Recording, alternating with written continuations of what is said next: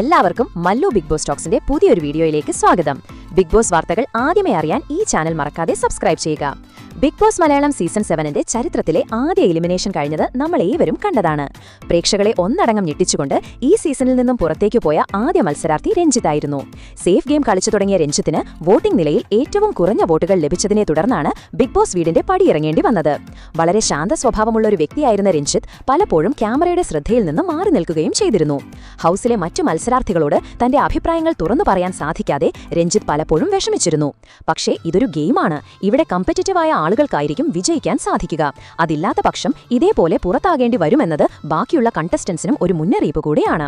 എന്തായാലും ആദ്യ വീക്കിൽ തന്നെ പുറത്തായ ശേഷം രഞ്ജിത്ത് നടത്തിയ വാക്കുകൾ ബിഗ് ബോസ് ആരാധകരെ ഒന്നടങ്കം ഞെട്ടിച്ചിരിക്കുകയാണ്. അദ്ദേഹത്തിന്റെ വാക്കുകൾ ഇങ്ങനെയായിരുന്നു: എനിക്ക് ശരിക്കും ഈ എലിമിനേഷൻ ഭയങ്കരമായൊരു ഷോക്കായിരുന്നു.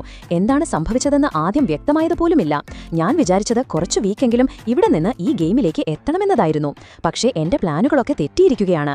ഞാൻ ബിഗ് ബോസ് ഷോയെപ്പറ്റി വിചാരിച്ചതും ഇങ്ങനെയല്ലായിരുന്നു. അവിടെയാണ് എനിക്ക് പിഴച്ചത്. ഇതൊരു വലിയ ഷോ ആണ്. ഞാൻ ഇത്രയും വലിയ കോംപ്ലിക്കേഷൻസ് പ്രതീക്ഷിച്ചില്ല. മുൻ സീസണുകളിൽ കളിച്ചവരും വിജയിച്ചവരും ശരിക്കും വലിയൊരു അഭിനന്ദനം അർഹിക്കുന്നു, രഞ്ജിത്ത് തുറന്നു പറഞ്ഞു. ബിഗ് ബോസ് മലയാളം സീസൺ 7ൽ മത്സരിക്കുന്നത് വളരെ കഠിനമാണ്. ചിലർ നല്ല മത്സരാർത്ഥികളാണ്. അവർ അവരുടെ ഫുൾ പൊട്ടൻഷ്യലും എടുത്ത് മത്സരത്തിൽ വിജയിക്കാൻ ശ്രമിക്കുന്നുണ്ട്. പക്ഷേ ചിലർ വ്യാജമായി കളിക്കുകയാണ്. അതിൽ പ്രധാനമായും ഒന്നെനിക്ക് തോന്നിയത് രേണുസുധിയാണ്. അവളൊരു വ്യാജ കഥാപാത്രത്തെ ഉണ്ടാക്കി അഭിനയിക്കുകയാണ്. ഷോ തുടങ്ങുന്നതിന് മുൻപ് തന്നെ വോട്ടിനു വേണ്ടി അഭ്യർത്ഥിക്കുന്ന വീഡിയോകൾ അവൾ തയ്യാറാക്കിയിരുന്നതുപോലും നമ്മൾ കണ്ടതാണ്. അത് തന്നെ ഏറ്റവും വലിയ ഉദാഹരണമാണ്. മാത്രമല്ല, പ്രേക്ഷകരുടെ സഹതാപം പിടിച്ചുപറ്റാൻ വേണ്ടി അന്തരിച്ച സുധിയെ പോലും അവൾ ഒരു കാർഡായി ഉപയോഗിക്കുന്നു, രഞ്ജിത്ത് തുറന്നടിച്ചു. രഞ്ജിത്തിന്റെ ഈ വെളിപ്പെടുത്തലുകൾ ഹൌസിനകത്തും പുറത്തും വലിയ ചർച്ചകൾക്ക് വഴിവെക്കുമെന്ന കാര്യത്തിൽ സംശയമില്ല. എന്തായാലും രഞ്ജിത്തിന് സംഭവിച്ചത് മറ്റു മത്സരാർത്ഥികൾക്ക് ഒരു പാഠമാണ്. ബിഗ് ബോസ് വീട്ടിലെ ഗെയിം ഓരോ നിമിഷവും ഓരോ മത്സരാർത്ഥിയും എത്രമാത്രം ശ്രദ്ധയോടെ കഴിക്കണമെന്നതിന്റെ ഉദാഹരണമാണ് രഞ്ജിത്തിന്റെ ഈ പുറത്താകൽ.